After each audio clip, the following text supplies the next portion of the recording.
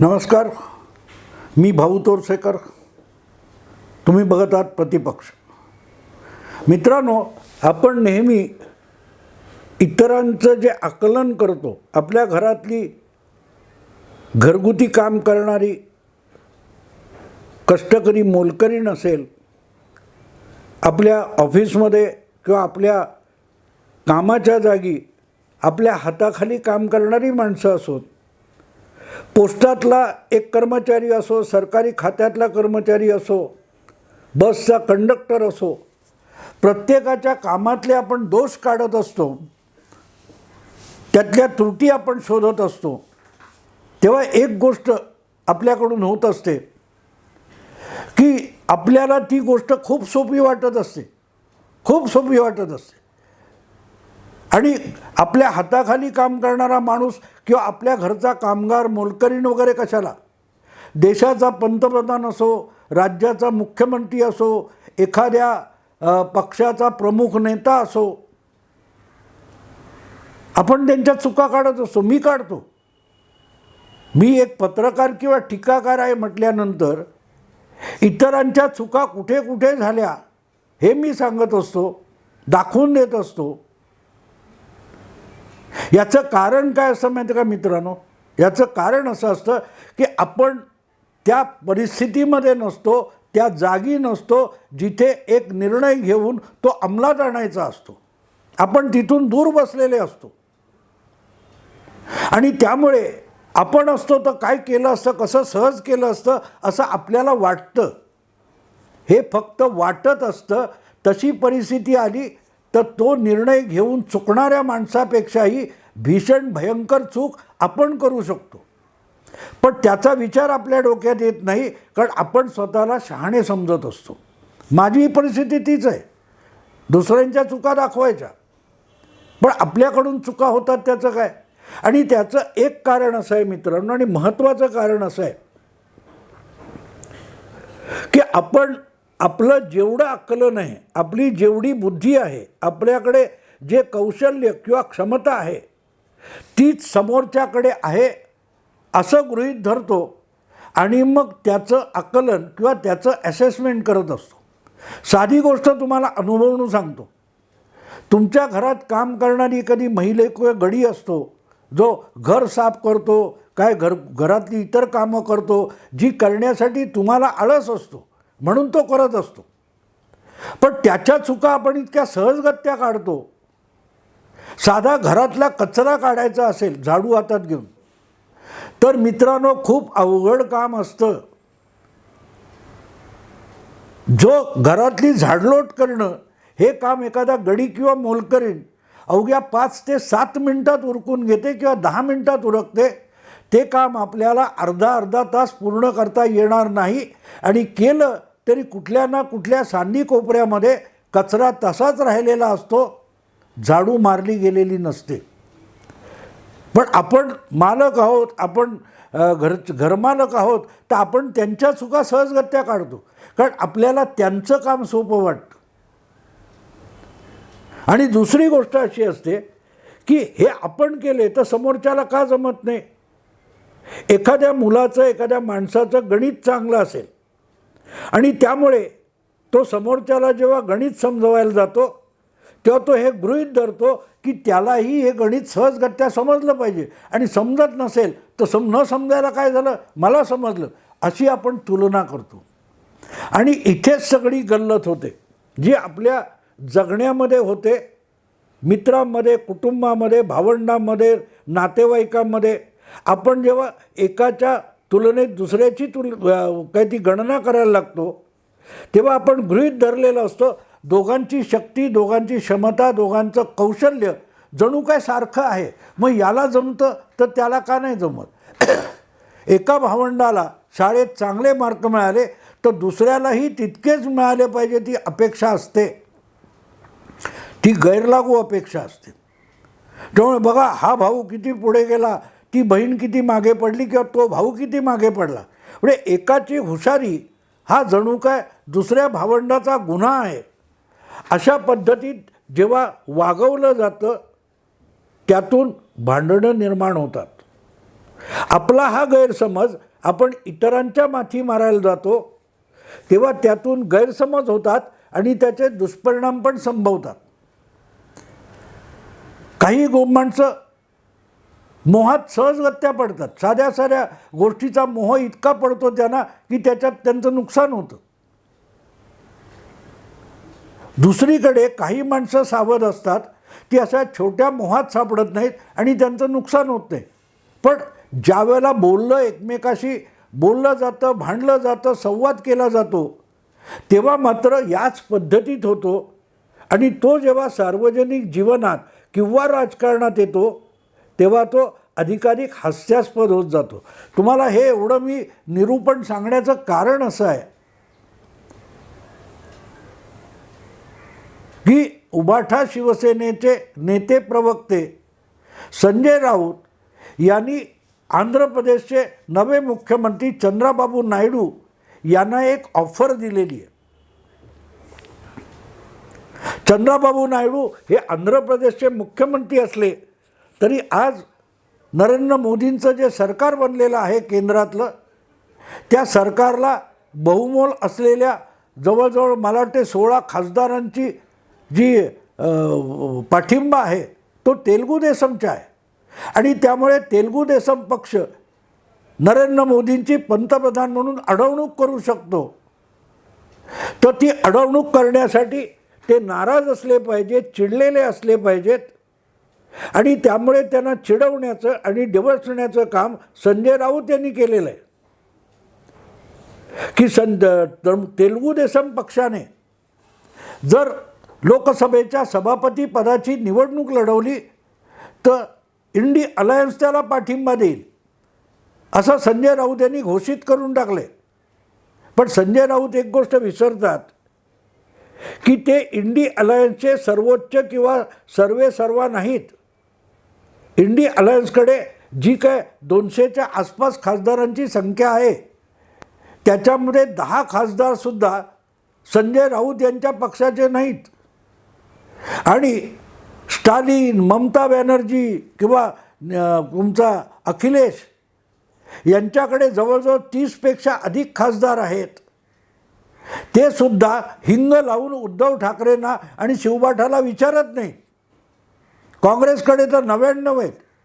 त्या 4 पक्षांची बेरीज एकत्र केली तर जवळजवळ 200 होते. त्या 200मध्ये शिवसेना उबाटाचा समावेश नाही आहे. आणि म्हणून इंडी अलायन्सच्या वतीने थेट तेलुगू देसमला ऑफर देण्या इतके संजय राऊत मोठे नाहीत. पण रोज उठून काहीतरी बकवास करायची, चॅनेलवाले आपल्या दारात भिकाऱ्यासारखे उभे आहेत, त्यांना चावायला काहीतरी हाडूक टाकायचं म्हणून संजय राऊत असल्या खुळचट कल्पना आणि वल्गना करत असतात. आणि धमकी तरी काय आहे की आजपर्यंतची परंपरा अशी आहे की सभापती जो असतो तो सत्ताधारी पक्षाचाच उमेदवार निवडला जातो.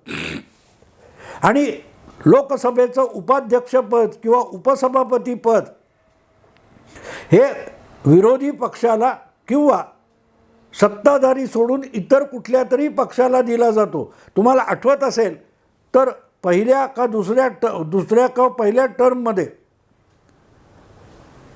भाजपकडे पूर्ण बहुमत होतं, त्यांचाच सभापती झाला. सुमित्रा महाजन किंवा ओम बिर्ला हे सभापती झाले.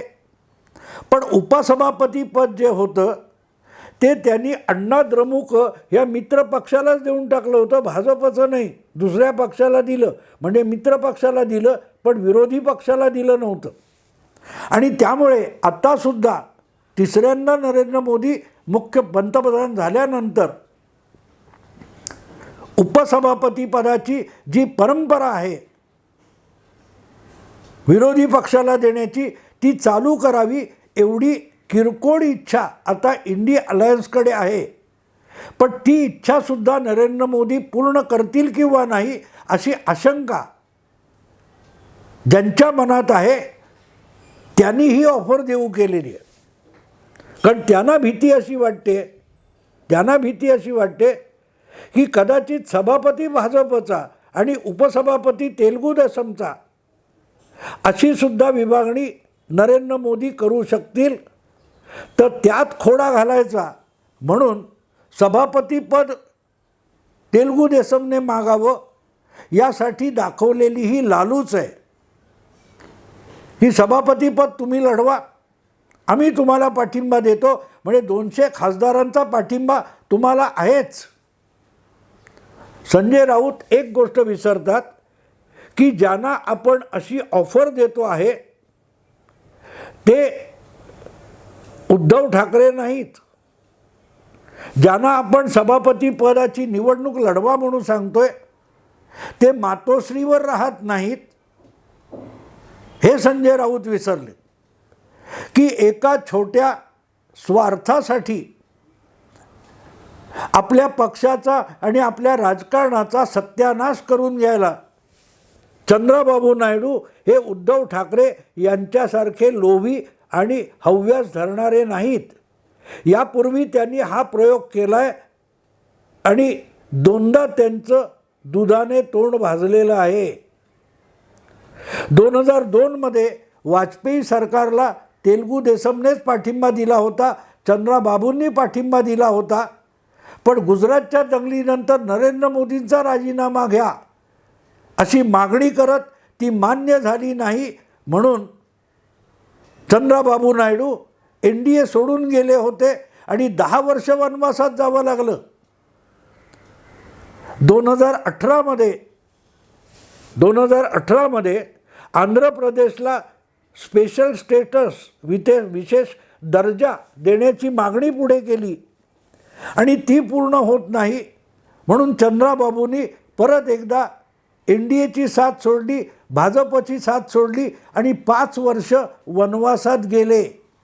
दोनदा भाजपची साथ सोडून चंद्रबाबूंना वनवासात जावं लागलं.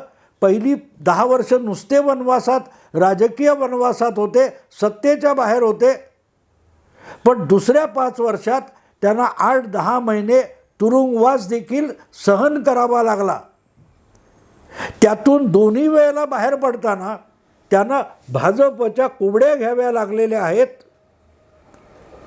तो दांडगा अनुभव त्यांच्या गाठीशी आहे, जो अनुभव अजूनही उद्धव ठाकरेंना किंवा संजय राऊतांना आलेला नाही आहे, शिवबाठाला आलेला नाही आहे. अशा छोट्या छोट्या गोष्टीचा हव्यास करून आणि आपला जीव तोकडा असताना पार हिमालय पादाक्रांत करण्याच्या गर्जना करणं हे टीव्हीच्या कॅमेरासमोर सोपं असतं, पण व्यवहारी राजकारणात केवळ अशक्य असतं. हे नितीश कुमार आणि चंद्रबाबू नायडू उत्तम रीतीने शिकलेले आहेत.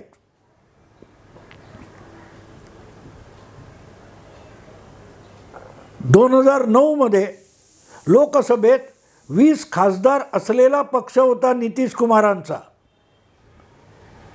हे असले नखरे आणि असले हव्यास धरताना त्याची घसरगुंडी झाली आहे आणि 2 वेळेला त्याच भाजपच्या शरणाला जाऊन त्यांना आपल्या पक्षाचं पुनरुज्जीवन करावं लागलेलं आहे.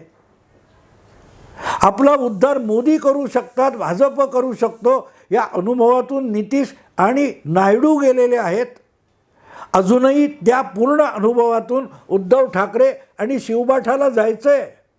4-5 वर्षानंतर काँग्रेसबरोबर जाण्याची किंमत काय असते हे उद्धव ठाकरेंनाही कळणार आहे आणि तो अनुभव घेऊन दुधाने तोंड भाजलं असल्यामुळे आता नितीश किंवा नायडू यांना थाकसुद्धा फुंकूनच प्यावं लागणार आहे.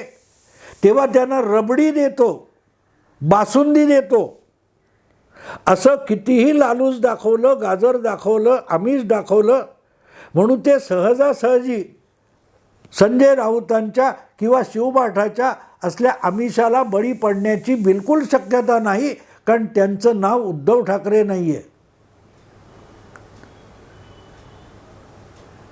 शरद पवारांनी मुख्यमंत्रीपदाची ऑफर दिली आणि मतदानाच्या निकालानंतर 2019 तात्काळ युती मोडून उद्धव ठाकरे महाविकास आघाडी बनवायला धावले तितका उतावळेपणा करायला चंद्रबाबू नायडू उडाण टप्पू नाहीत.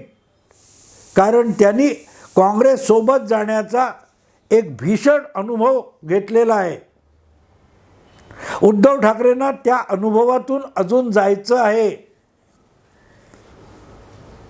ते म्हणतात ना, घी देखा बडगा नहीं देखा.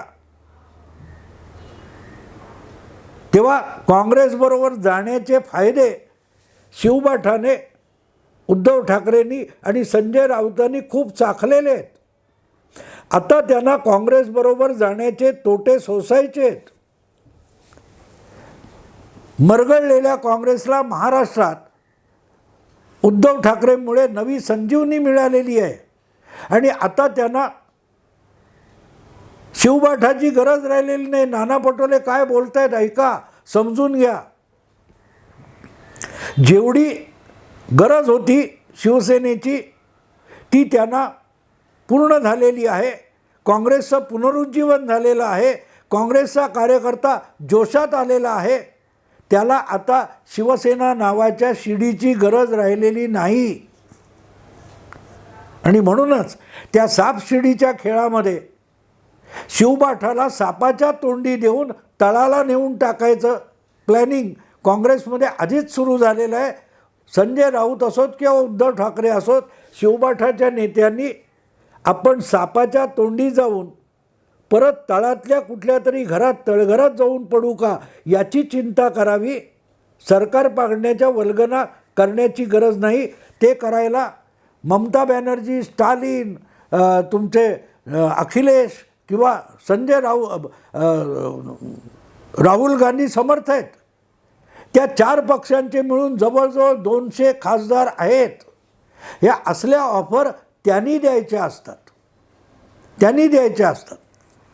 आपल्या कमरेला लंगोटीसुद्धा नाही आणि समोरच्याला शाल पांघरण्याचे ऑफर द्यायची, सत्काराचं आमंत्रण द्यायचं यासारखा खुळचट विनोद असू शकत नाही. हे संजय राऊत यांनी लक्षात घ्यावं. आणि हे 4 पक्ष एकत्र येऊन सुद्धा आकडा 200चा होतो.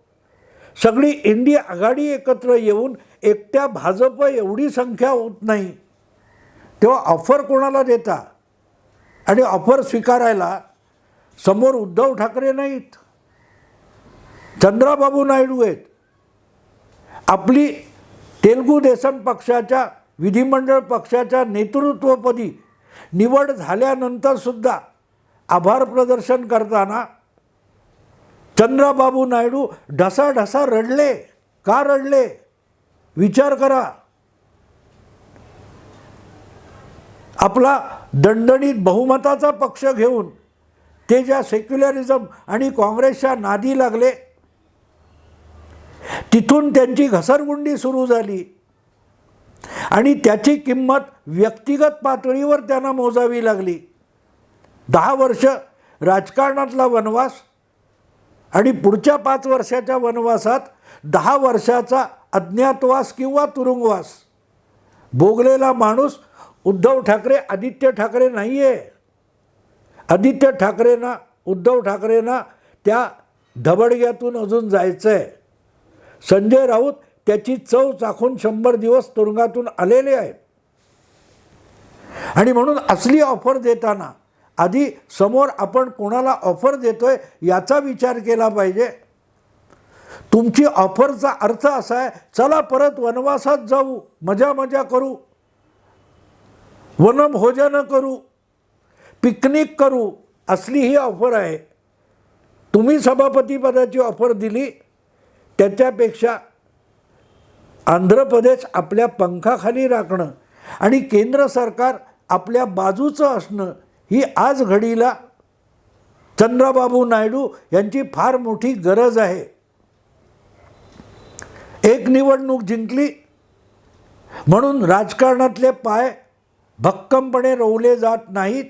हे भाजपसारखा मोठा पक्ष सत्ता राखून देखील शिकतोय, पण सत्ता आणि पक्ष गमावून, मतांची टक्केवारी गमावून आणि मुसलमानांच्या मताच्या मेहरबानीवर 9 जागा निवडून आणलेल्या शिवबाठाला तेवढीही समज नसेल तर त्यांना ब्रह्मदेवसुद्धा वाचवू शकणार नाही. बाळासाहेबांविषयी असलेली श्रद्धासुद्धा शिवबाठाला वाचवू शकणार नाही, हे लक्षात घेतलं पाहिजे. जो ऑफर कोणालाही द्या, बायडेनलाही संजय राऊत ऑफर देऊ शकतात, तुला परत एकदा निवडून आणतो, ट्रम्पचं ट्रम्प कार्ड आम्ही चेन्ना मेन्ना करून टाकू शकतो, आमच्याकडे सामनासारखं दैनिक आहे, अशी ऑफर बायडेनला संजय राऊत देऊ शकतात. आणि आदित्य ठाकरे आणि उद्धव ठाकरे त्याचं समर्थन करू शकतात, त्याचं लॉजिक सुषमा अंधारे मांडू शकतात. पण बायडेन, पुतिन, ट्रम्प ही माणसं असल्या लोकांना ओळखतसुद्धा नाहीत. काल परवा G7च्या बैठकीला नरेंद्र मोदींना उगाच बोलावलेलं नाही. तर नरेंद्र मोदींची टक्कर म्हणजे G7च्या एका सदस्याची टक्कर असते, हे कळण्या इतकी बुद्धी चंद्राबाबू नायडूंची शाबूत आहे, उद्धव ठाकरे किंवा संजय राऊतांची नसेल. मुद्दा असा असतो मित्रांनो की आपण आपल्या अनुभवावर बोलतो. आपण कसे साध्यासुध्या ऑफर मिळाल्या तरी फसतो, तसे नायडू पण फसतील, गाजर दाखवले की धावत येतील, असं संजय राऊतांना वाटतं. तर संजय राऊतांनी एक गोष्ट लक्षात ठेवावी, चंद्राबाबू नायडूंचं दुधाने दोनदा तोंड भाजलेलं आहे, त्यांना ताक देखील फुंकून प्यावं लागतंय. कारण सत्ता गेल्यानंतर सूड भावनेने जगन मोहन रेड्डीने त्यांना वागवलेलं आहे. आणि सूडबुद्धीचं राजकारण जागृत झालं तर आपण कुठल्या अवस्थेत जाऊ हे त्यांना कळतं. आत्ता त्यांना आपल्या मुलाला तेलुगू देशममध्ये प्रस्थापित करायचं आहे आणि त्यासाठी इंडिया अलायन्सच्या राजकारणाचा हिस्सा होऊन आपल्या सकट मुलाचं भविष्य खराब करण्याची त्यांना अजिबात इच्छा नाही आहे. आणि म्हणूनच सभापतीपदाचं आमिष दाखवून नायडू फसणार नाहीत. मित्रांनो, विषय आवडला लाईक करा, शेअर करा, सबस्क्राईब करा. नमस्कार.